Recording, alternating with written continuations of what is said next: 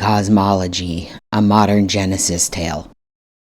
In the beginning, the entire universe was a thimbleful of hot, super-compressed energy.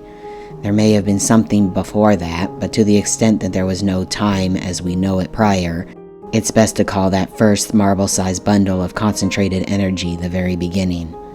What caused it to explode? Another mystery, but explode it did. And as it exploded, it cooled a fair bit, still shockingly hot, but cool enough that energy took the form of a goo of particles. No atoms yet, just electrons and the quarks that make up atoms. And time started, and the universe expanded. The goo cooled further, and the particles became atoms. Very simple ones at first, almost all hydrogen, 95%, maybe 5% helium, and a trace of lithium. Alongside those appeared what today we call dark matter and dark energy, but those last two are utterly baffling to us to this day. As the first atoms, still just 3 elements, as they bounced about, gravity somehow organized them into strings and clumps of blobs. The blobs? They became the first generation of stars, very likely large and heroic stars, but with comparatively short lifespans as is typical for large stars. And when they died, those early stars very predictably collapsed on their own weight, then exploded as supernovae, as collapsed stars do when they reach the limits of atomic compression. The exploding first-generation stars created more hydrogen and helium and lithium, yes, but also heavier elements, up to and including iron on the periodic table. The universe of matter got more complex, and these new elements became the stuff of second-generation stars. Some large, some small, some burning hotter, some cooler. But eventually, a great many of those stars collapsed and exploded too. And from those second-generation stellar explosions emanated all the elements science knows today, all the way to uranium and all the really exotic stuff that comes on the end of the periodic table.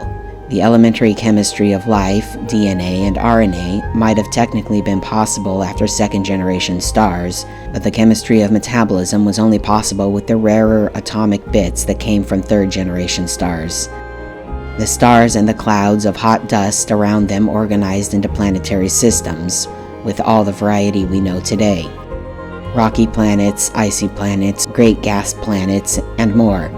At a macro level, the stars and dark matter organized into galaxies, and galaxies into local groups, and groups into even greater structures. And this is how the universe came to be. Born of utter mystery, yes, but also quite intelligible after those first mysteries, at least to the large-brained apes that inhabit Sol's third planet now, well after 99% of the species here came and went across the eons prior to our ascendancy, failures to the harshness of natural selection.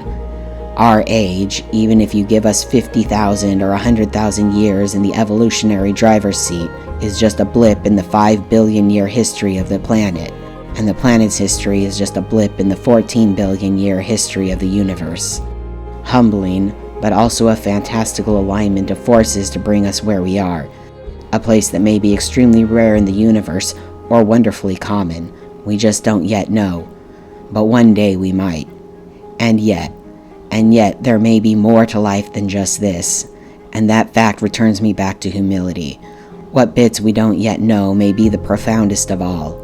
But for now, the logic of the science that got us from the Big Bang to here gives me comfort.